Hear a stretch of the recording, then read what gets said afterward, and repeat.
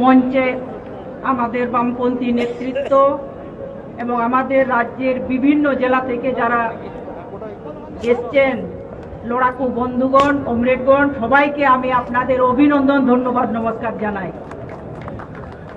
Comrade, আমরা আজকে যে মহা ঐতিহাসিক সমাবেশ, এই সমাবেশে আমরা শপথ নেব আগামী দিন আমাদের কিভাবে লড়াই আন্দোলন করতে হবে, আমাদের নিজেদের অধিকার কিভাবে আমরা আদায় করব, তার শপথ নিয়ে আজকে ফিরে যাব। তারপরে আমাদের যে বিগত যে ঐতিহ্য, সেই ঐতিহ্যকে আমাদের ফিরে আনতে হবে।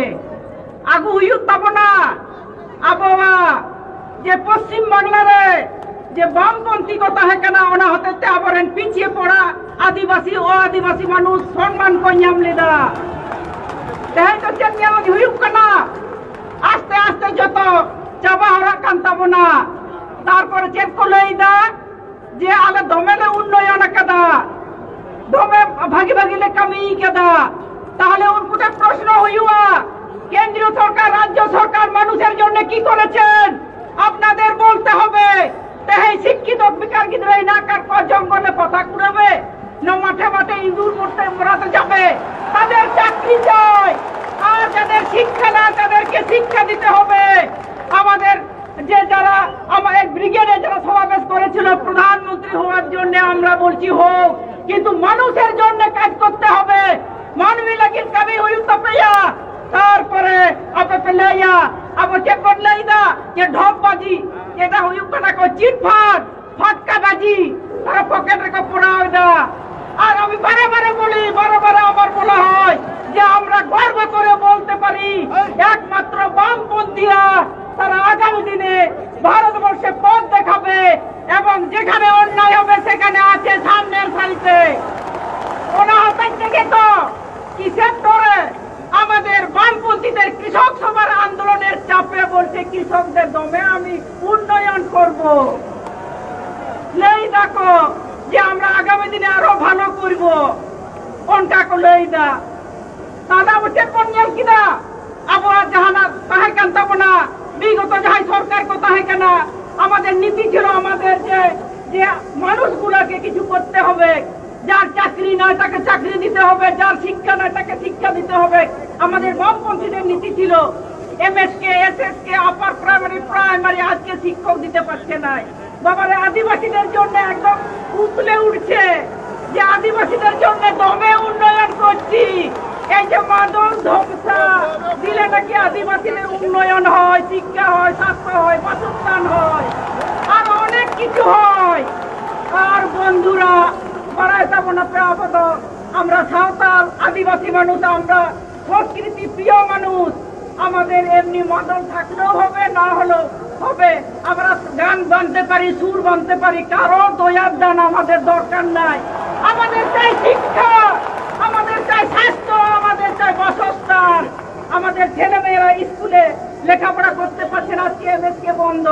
আজকে আদিবাসীদের আমরা গর্ব করি, আমাদের বামফ্রন্ট ছিল বলে আমাদের স্বীকৃতি পেয়েছিলাম।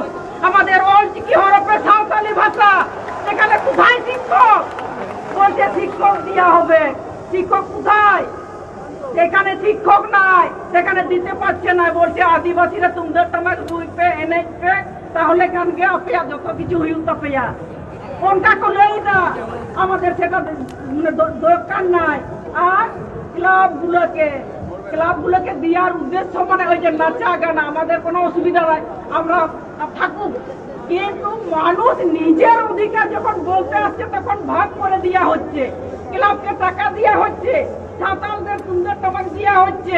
এই যে বিভিন্ন রকম মানুষ তারা নিজের অধিকার যাতে না আলোচনা করতে পারে সেই জন্য এই সব চক্রান্ত চলছে, ঢপবাজি চলছে। এই ঢপবাজির বিরুদ্ধে আমাদের শপথ নিতে হবে, তাদেরকে তাড়িয়ে দিতে হবে আমাদের রাজ্যের থেকে। আমাদের রাজ্যে আমাদের নারীদের কোনো মর্যাদা নয়। আমরা ভয় করি আমার মেয়েটা স্কুলে যায় ঠিকঠাক আসবে কিনা, তার প্রতিবাদে আমাদের শপথ নিতে হবে।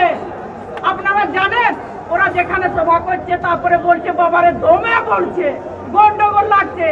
আমরা গ্রামের মানুষ, আমাদের ছাগল চাষ আছে, আমার বলাটা ঠিক হবে কিনা জানি নাই, কিন্তু দেখবেন ছাগল যখন ঝগড়া করে তখন তবে জোরে জোরে ছুটে আসবে, তারপরে আস্তে আস্তে বুঝোড়া করে।